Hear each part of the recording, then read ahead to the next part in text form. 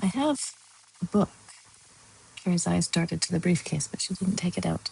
It's old, a journal, I guess. It's pretty hard to read. I just picked it up at an auction. I don't know why. I thought it looked cool and that it would be neat to read an old journal. Or maybe I would just resell it for a higher price. These things get more valuable as they get older, you know? Reg nodded. Antiques.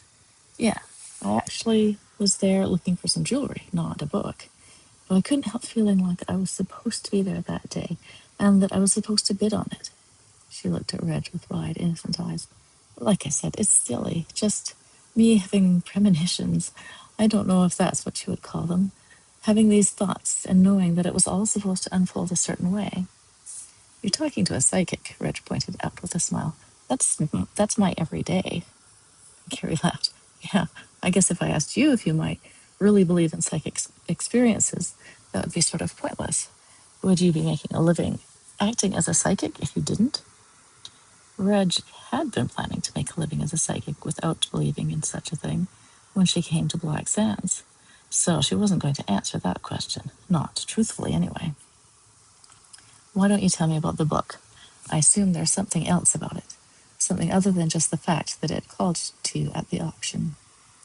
Remembering how Julian had brought the mirror at auction gave Reg an instant of anxiety, but she pushed it away. People bought things at auction every day. Many, many items were auctioned, not just dark objects that affected the way people thought and behaved. The fact that Julian had bought the mirror at auction had no bearing on this case. They were completely unrelated, so Reg could put that thought aside and just focus on what the woman had to say about her book. Yes, Carey said, getting a little pink. I just thought it was a really good find, and I'd been attracted to it because of its value. I took it home. I tried to find out where it came from. I opened it and tried to read some of the journal. But the handwriting is really different from modern handwriting, and it's hard to read, especially when they use archaic words and weird phrases or word order. That did not sound like something Reg would enjoy. Some people love that kind of thing. Corbin, for one, loved old books and probably would be really interested in whatever book Carey had found at the auction. Since he, like Sarah, claimed to be very old, that kind of handwriting was probably second nature to him. He'd probably written it himself with a quill pen by an oil lamp or firelight. Maybe he could help Carey find out more about her book. Did you find out whose journal it was? Who had written it? A woman named Laura, an apprentice to a witch. It was her logbook and record of her magical training and practicum. And then there are other journal entries behind it, like milestones. Reg nodded encouragingly, letting Carey take the lead with the story. That sounds interesting. Carey looked at Reg for a moment, indecision on her face. Reg still hadn't been able to tell whether Carey was a practitioner herself, or if she knew that magic was real. Or had she just looked Reg up on the internet trying to find someone in Black Sands who could find out more about the book for her? None of that really bothers me, Carey said. I mean, I can get on board with feeling like I was the one who was supposed to get this book, and with the fact that it was written by someone who was trying to learn witchcraft. I mean, it's not against the law anymore, is it? It might be strange, but this was written hundreds of years ago. People believed all kinds of things back then. And yes, they did. It was a different time. Right? Thank you. It isn't that unusual for the time. People were very superstitious. Lots of confusion over religion and witchcraft and spiritual stuff. Uh-huh. Reg sipped her tea, waiting for Carey to get on with it.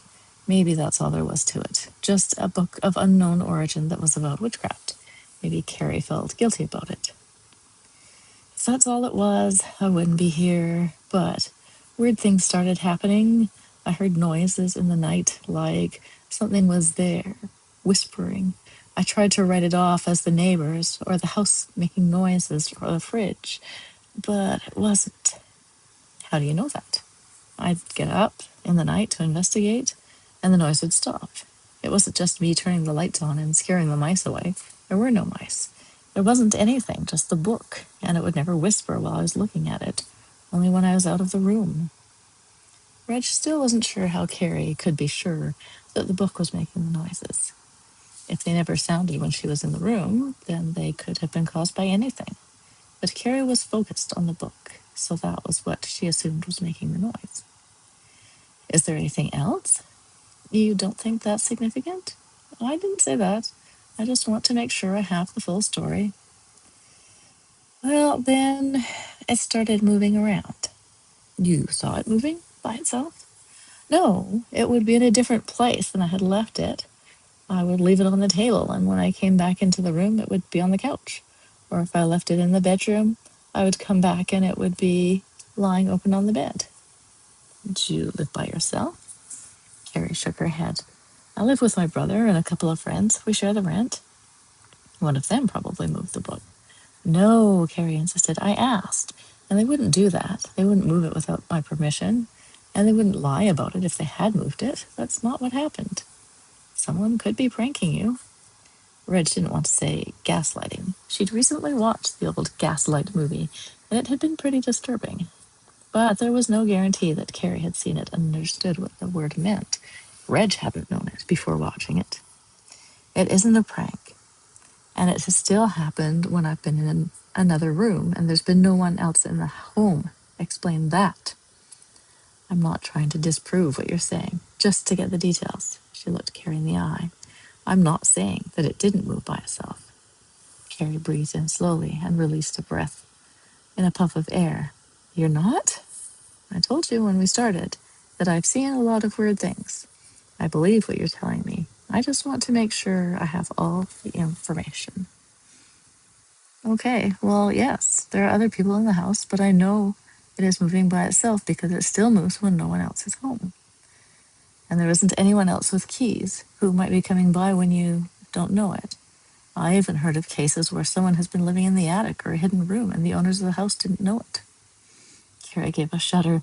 No, it isn't someone else with a key, and I've been in the attic and in all of the rooms in the house. It isn't an old house, and it isn't haunted. Reg nodded her understanding. Okay, good to know. Do you want to show it to me? The book, I mean? Carey looked uncertain. She thought about it for a few minutes and then finally nodded her head. I guess so. Reg waited. Carey picked up the briefcase and held it in her lap for a minute before doing anything. Then she finally nodded and opened it. She drew out the leather-bound book. It was a plain book, larger than a moleskin but smaller than a family Bible, something like Corbin might have on his library shelves. It didn't have any ornate carvings on the cover. The owner had been an apprentice. An apprentice didn't have much money. Maybe she had bought the book herself, or perhaps the witch had provided it. Maybe someone in Laura's family had purchased it for her. It might be of value now as an antique or curiosity, but it had just been an apprentice's logbook, not something expensive. Carey held the book in her hands for a moment before finally handing it to Reg.